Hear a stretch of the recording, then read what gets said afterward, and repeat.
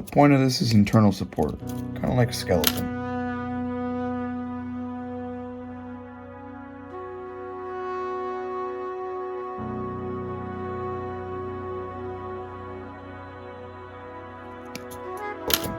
I'll go ahead and double wrap the wire. Make sure it's 2 wires now, because it provides more strength and it's easier for the clay to grip.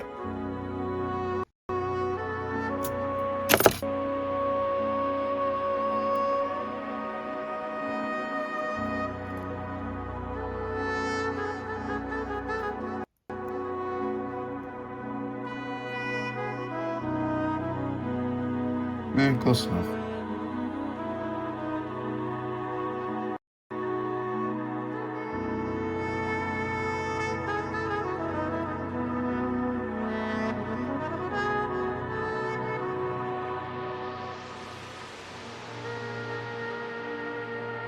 Time to put on this nice big drumstick.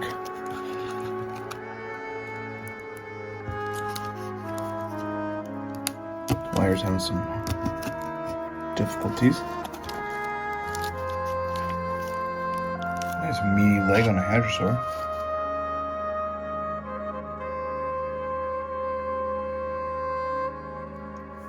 Now, while researching for this one, I found stuff that suggests that hadrosaurs were surprisingly slim from the vertical view.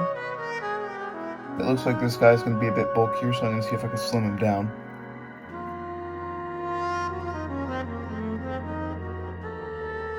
Time to bulk out that stiff hadrosaur tail.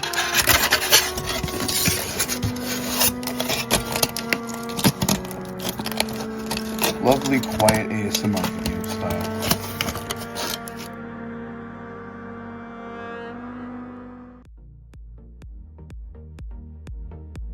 Now I begin the enclaying process. In other words, our bony aluminum boy is getting a glow up. Starting to add some clay right here, get some musculature going, as well as that defined ankle as dinosaurs have, except sauropods. Alright viewer, you seem like you got bright ideas. I like you, so I'm going to show you something. You take the foot pad and you put that on the bottom. And then you take out some pre-rolled toes, which are just sausages that you have bent to a right angle and made like a nail indent on with your finger, which will be more pronounced later. And then you kind of just pick the largest one and put it in the middle. And then you put the smaller two.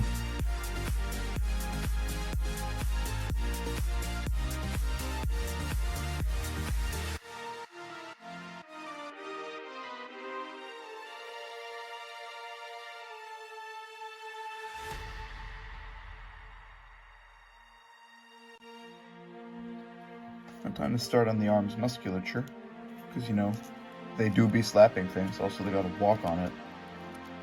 I mean, pretty heavy animal. The tail can't counterbalance that much. They are primarily quadrupedal. These are not the kangaroos they used to be back in the 90s. We've found some evidence with the front hoof that they would have been pretty much entirely quadrupedal. They could still rear back on these two to run, but it would be mostly just walking with these. I now add the hadrosaur hoof, which I have just shaped out of previous clay over here on the side. Now you can see it takes quite a bit of the foot.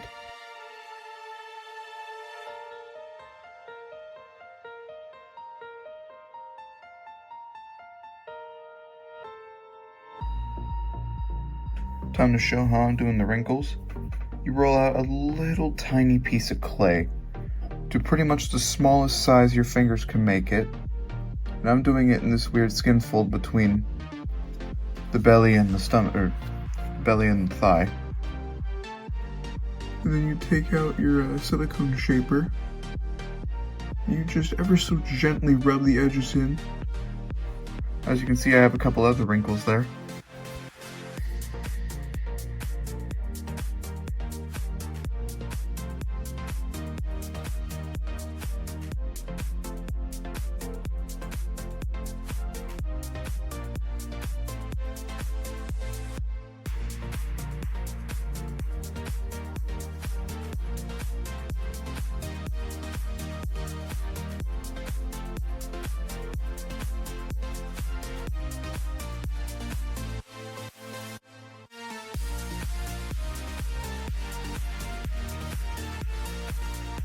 show you guys how to blend it in. You just take one of these and go gently around the sides. Like that. And then you can pinch the blended one to make it out more. Make it spiky. And this makes it just a little bit more. And these are actually accurate as far as I know. I think we found them in skin impressions. I'll check if we did.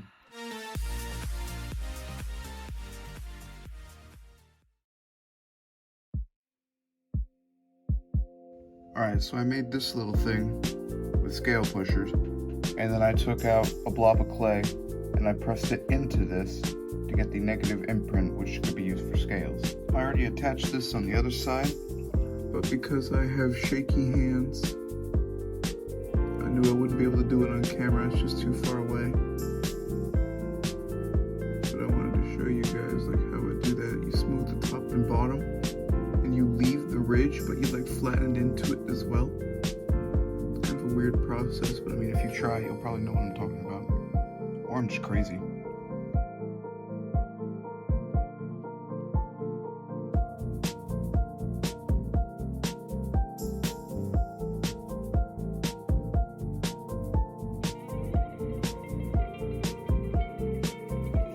Doing this is a painful experience, so I figure if you want to follow along, you should suffer too. But seriously, this does make the feet look better, as you can see with those two toes.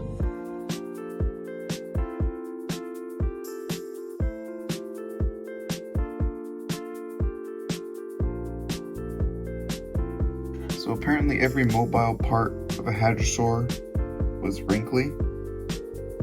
We found this on their foot, their neck, I think their midsection and thigh, which kind of paints what I would think to be a pretty standard picture for a dinosaur. Pretty tight skin as it's a reptile, until it needs to move in that area, then it's going to be wrinkly because scales.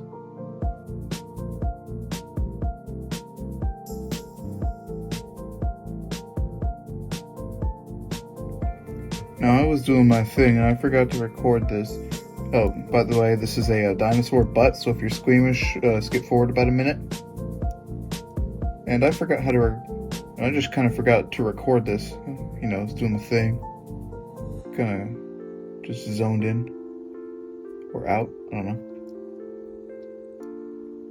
And then this piece goes in the middle. I'm not really sure what these structures are. I think these two are called lips, which is an uncomfortable thought.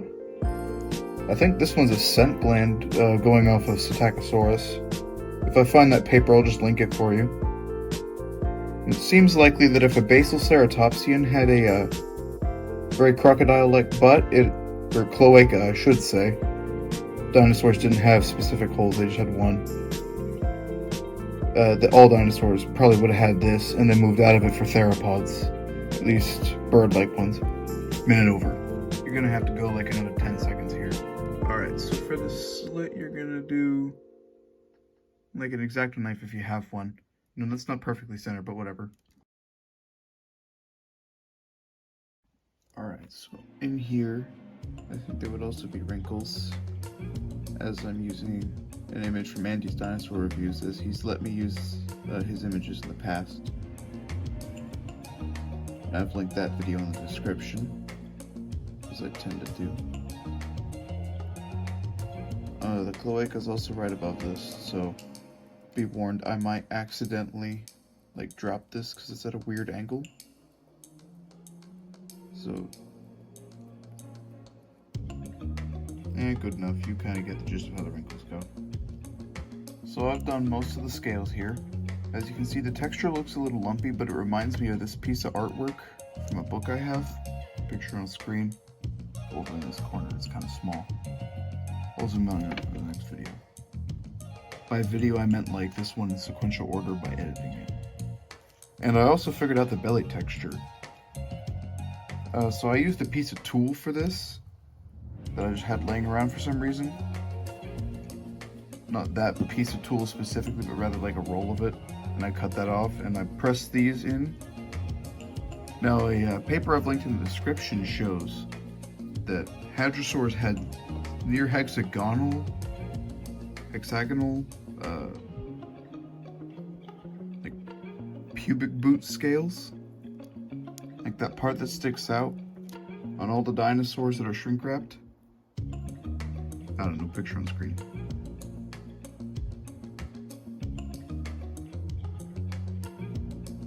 So it's been baked, and I just made the executive decision that, like, this is really everything you guys have seen throughout the entire body, except it's a straight stick instead of the leg or the body.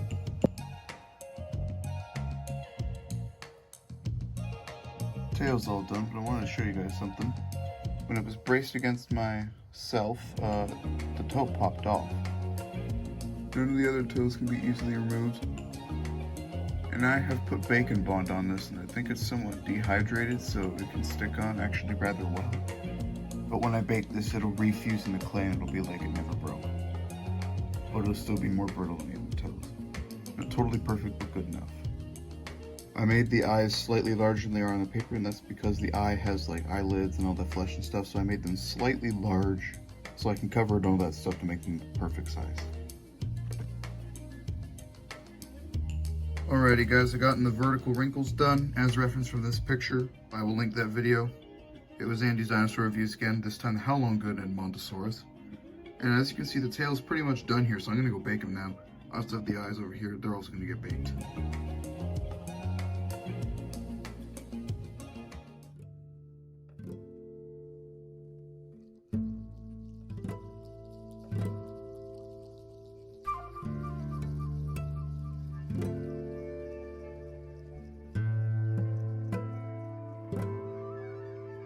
So my plan is to give him an ever so slightly open mouth, and I'm achieving this by a little rolled up piece of tin foil that I have flattened with my my pliers, and then added some clay onto to make a beak. And I'm now testing how that looks. It isn't angled properly. As often happens with me, I was checking on like the silhouette of it, and I got this picture also from Andy's Dinosaur Reviews. It's a bit more slender than I had originally done it, and the cheeks just looked wrong to me, so I had to change them. But you get to see what making mistakes during a tutorial is like. So I get to fix it. Alright, this is how I do the nostrils right here. You're aiming for somewhat symmetrical, but you're also giving them wrinkles by drawing a couple rings around the rim with the smaller of the two ball styluses.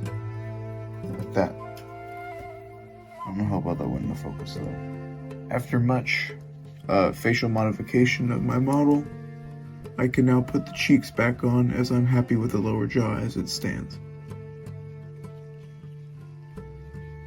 Now I've flattened this out, and now I just gotta blend it back in. Alright, for two reasons I'm doing this. One, for cover. I don't want to be painting all that crap in the mouth when I could just put a tongue on it. And two, a theory. All the hadrosaur teeth were in the back. How the heck did they get their food in there? Because I doubt they were throwing their head backward every single time. So I assume they had a semi-muscular tongue. And let me place this in real.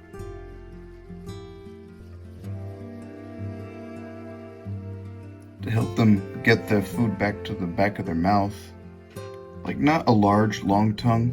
Like, this is basically as far as I think it would go out. But just something that could roll backward and put the food in the back. But that's just a theory. A dinosaur theory! So I'm looking at my reference images, and like the neck, I used very close relatives with accurate skeletals, and I accidentally made it too long somehow, which I was making sure I didn't do that. So congratulations me, so I'm going to cut this segment out and see how well that works. My liege, we've brought you the head of our greatest enemy.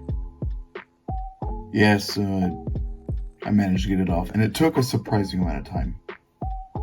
I think it was like 20 minutes, it was insane.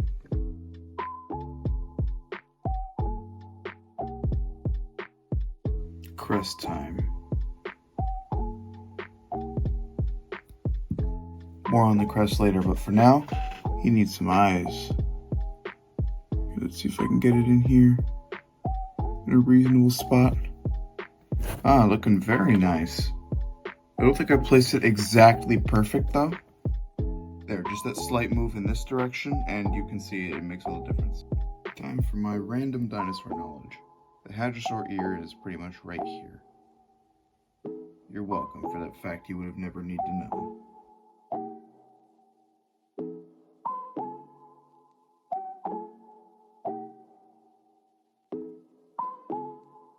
He's almost ready for baking. We got these like shield-like scales, the little spine scales on the back of the neck. I don't know what they're called, but we gotta scale up his crest because it does seem more likely that they had scales, as much as I like the keratinous look. Alright, now we got this part right here, and you flatten it just slightly with this. Like that I did a little bit too rough. But this you can really give it that pressed scales feel. That way they're closer together. Now time for a fun little detail that I'm going to show off first, and then time lapse right after. And this is adding divots to the scales. Picture going to be on screen right now. It's Parasaurolophus Joe and the paper associated with him. I think I've linked it in the description.